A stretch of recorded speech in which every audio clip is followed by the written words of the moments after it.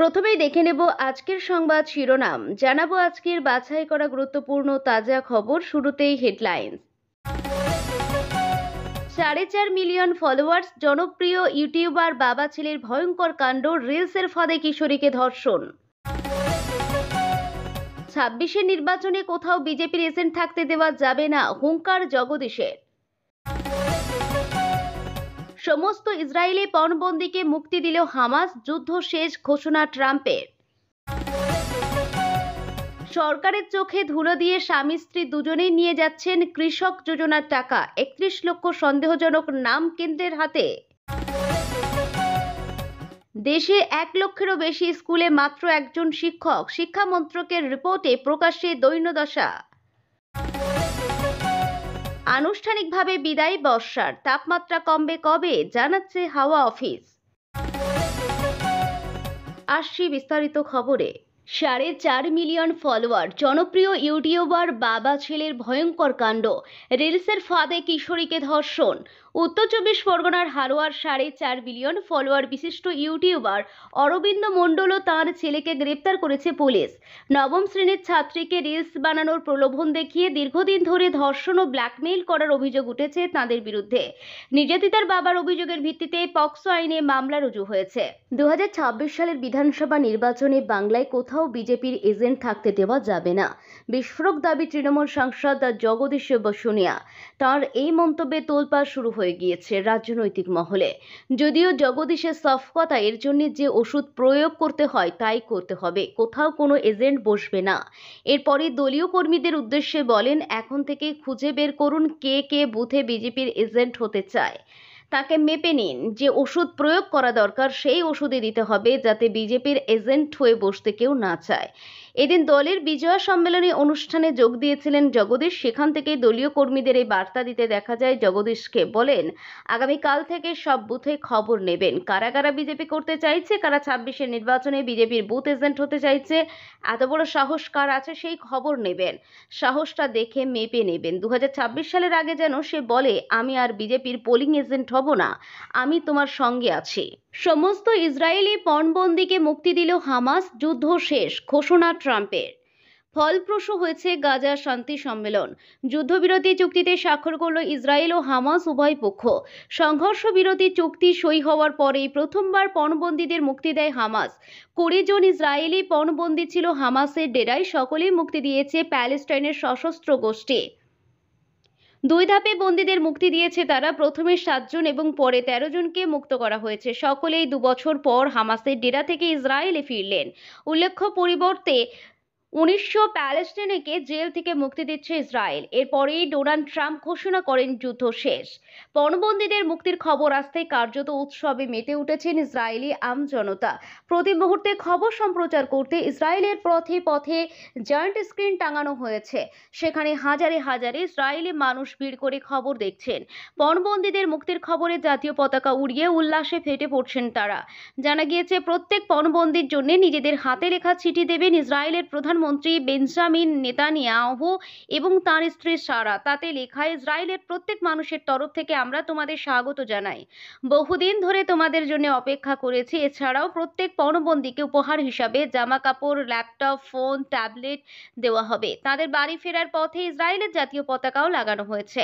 প্রসঙ্গত, মিশরের শর্ম আল শেখ শহরের অনুষ্ঠিত হয় গাজা শান্তি সম্মেলন। সভাপতিত্ব করে আমেরিকা এবং মিশর। উপস্থিত ছিলেন ইসরায়েল ও হামাসের প্রতিনিধিরা সহ 20টির বেশি দেশের নেতারা। ফ্রান্সের প্রেসিডেন্ট ইমানুয়েল মাক্রো, জার্মানির চ্যান্সেলর ফ্রেডেরিক মার্চ, স্পেনের প্রধানমন্ত্রী পেড্রো সানচেজ এবং রাষ্ট্রপুঞ্জের মহাসচিব আন্তোনিও গুতেরেসের সম্মেলনে যোগ দেওয়ার কথা ছিল। সরকারের চোখে ধুলো দিয়ে কেন্দ্রীয় সরকারি প্রকল্পের টাকা নিয়ে যাচ্ছেন অনেকেই। সম্প্রতি তথ্য যাচাইয়ের সময় এমনই সন্দেহ জেগেছে কেন্দ্রের। প্রধানমন্ত্রী কিষাণ সম্মান নিধি প্রকল্পের আওতায় 31 লক্ষেরও বেশি উপভোক্তাকে সন্দেহজনক বলে চিহ্নিত করা হয়েছে। নিয়ম অনুসারে কৃষক পরিবার পিছু একজনের এই প্রকল্পের সুবিধা পাওয়ার কথা, কিন্তু এক্ষেত্রে কোথাও কোথাও স্বামী স্ত্রী উভয়ই প্রকল্পের সুবিধা পাচ্ছেন বলে সন্দেহ কেন্দ্রের। সূত্রের খবর, 31 লক্ষের কিছু বেশি উপভোক্তাকে চিহ্নিত করা হয়েছে। তার মধ্যে 19 লক্ষের কিছু বেশি উপভোক্তার তথ্য ইতিমধ্যেই যাচাই করে দেখা হয়েছে। সেখানে দেখা গিয়েছে 17,87,000 উপভোক্তাকে স্বামী স্ত্রী ওই সূত্র আরও জানিয়েছে, কেন্দ্রীয় কৃষি মন্ত্রক থেকে ইতিমধ্যেই সংশ্লিষ্ট রাজ্যগুলিতে এ বিষয়ে চিঠি পাঠানো হয়েছে। আগামী 15ই অক্টোবরের মধ্যে ওই সন্দেহভাজন উপভোক্তাদের তথ্য যাচাই করতে বলা হয়েছে রাজ্যগুলিকে। প্রধানমন্ত্রী কিষাণ সম্মান নিধির আওতায় কৃষক পরিবারগুলি বছরে 6,000 টাকা করে আর্থিক সুবিধা পায়। বছরে 3টি কিস্তিতে কৃষক পরিবারগুলিকে এই টাকা দেয় কেন্দ্র। সরকারি উপভোক্তাদের ব্যাংক অ্যাকাউন্টে এই টাকা পাঠানো হয়। প্রকল্পের নিয়ম অনুসারে কৃষক পরিবার বলতে স্বামী স্ত্রী এবং তাদের নাবালক সন্তানকে বোঝায়। তথ্য খতিয়ে দেখতে গিয়ে উঠে এসেছে, শুধু স্বামী স্ত্রী উভয়ের নামেই নয়, কখনো কখনো নাবালক সন্তানদের নামও জুড়ে গিয়েছে উপভোক্তাদের তালিকায়। সূত্রের খবর, তথ্য অনুসারে সময় এমন প্রায় 1,76,000 নাম পাওয়া গিয়েছে। ওই উপভোক্তাদের তথ্য যাচাই করতে শুরু করেছে কেন্দ্র।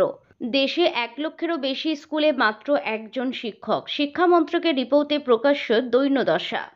দেশের 1 লক্ষের বেশি স্কুলে শিক্ষক মাত্র একজন করে। 33 লক্ষের বেশি পড়ুয়া একজন শিক্ষকের উপর নির্ভরশীল। দেশের শিক্ষা ব্যবস্থার বেহাল এই ছবিটাই এবার ধরা পড়ল খোদ কেন্দ্রীয় শিক্ষা মন্ত্রকের রিপোর্টে। এই তালিকায় সবচেয়ে বেহাল অবস্থা অন্ধ্রপ্রদেশ ও উত্তরপ্রদেশে। শিক্ষার অধিকার আইন অনুযায়ী প্রাথমিক প্রথম থেকে পঞ্চম শ্রেণী পর্যন্ত 30 জন পড়ুয়া পিছু ন্যূনতম একজন করে শিক্ষক থাকা উচিত। উচ্চ প্রাথমিকে অর্থাৎ ষষ্ঠ থেকে অষ্টম শ্রেণী পর্যন্ত 35 জন পড়ুয়া পিছু ন্যূনতম একজন করে শিক্ষক থাকা উচিত। অথচ বাস্তবে খোদ কেন্দ্রের রিপোর্ট বলছে, 2024-25 শিক্ষাবর্ষে দেশে মোট 1,04,125টি স্কুলে রয়েছেন মাত্র একজন করে শিক্ষক। এই সব স্কুলে পড়ুয়ার মোট সংখ্যা 33,76,769 জন। অর্থাৎ প্রতিটি স্কুলে গড়ে 34 জন পড়ুয়া পড়াশোনা করে। রিপোর্ট বলছে, এই ধরনের স্কুলের সংখ্যা সবচেয়ে বেশি রয়েছে অন্ধ্রপ্রদেশে এবং একজন শিক্ষক বিশিষ্ট স্কুলে সবচেয়ে বেশি পড়ুয়ার সংখ্যা উত্তরপ্রদেশে। এছাড়াও এই তালিকায় রয়েছে ঝাড়খণ্ড, পশ্চিমবঙ্গ, মধ্যপ্রদেশ, কর্ণাটকে। আনুষ্ঠানিকভাবে বিদায় বর্ষার। তাপমাত্রা কমবে কবে, জানাচ্ছে হাওয়া অফিস। রাজ্য থেকে আনুষ্ঠানিকভাবে বিদায় নিল বর্ষা। আলিপুর আবহাওয়া দপ্তর জানাচ্ছে, দক্ষিণ পশ্চিম মৌসুমি বায়ু সরে গিয়েছে রাজ্য থেকে। অন্য সব বছরের তুলনায় চলতি বছরে বঙ্গে বৃষ্টি হয়েছে স্বাভাবিকের থেকে বেশি। আবহাওয়া দপ্তরের পরিসংখ্যানেই তা বলছে। অন্য বছর অক্টোবরের 10 তারিখের মধ্যেই বর্ষার বিদায় হয় রাজ্য থেকে, এবার কিছুটা বিলম্ব হলো। শুধু বাংলায় নয়, কর্ণাটক, তেলেঙ্গানা, মহারাষ্ট্রের অনেকাংশ থেকেই বর্ষার বিদায় ঘটেছে। শারদীয় উৎসবের পর থেকেই তাপমাত্রা ধীরে ধীরে কমতে শুরু করেছে। দক্ষিণের বিভিন্ন জেলায় কমেছে। গাঙ্গেয় পশ্চিমবঙ্গের জেলাগুলির তাপমাত্রাও। দক্ষিণবঙ্গে আপাতত কোথাও বৃষ্টির সম্ভাবনা নেই। মূলত রোদ ঝলঝলে আবহাওয়ায় থাকবে, কিন্তু বর্ষা বিদায় হলেও বৃষ্টি আর হবে না সে কথা বলা যাচ্ছে না। নিম্নচাপ বা অন্য কারণে বৃষ্টি হতেই পারে। মৌসুমী বায়ুর জায়গায় উত্তর ও উত্তর পশ্চিমে শীতল হাওয়া ধীরে ধীরে বাংলার দিকে প্রবেশ করবে সপ্তাহের শেষে, যার ফলে ধীরে ধীরে কমবে তাপমাত্রা। কিন্তু বাতাসে যথেষ্ট পরিমাণে জলীয় বাষ্প থাকার কারণে তাপমাত্রার দ্রুত পরিবর্তন হচ্ছে না, ফলে শীত পড়তে সময় লাগবে, তা স্পষ্ট। উত্তরবঙ্গের ভারী বৃষ্টি ও বিপর্যয়ের পর থেকে উত্তরবঙ্গতেও বৃষ্টি হয়নি। আবহাওয়া দপ্তরের পূর্বাভাস, আগামী 5 থেকে 7 দিনের মধ্যে বঙ্গের কোথাও বৃষ্টির সম্ভাবনা নেই।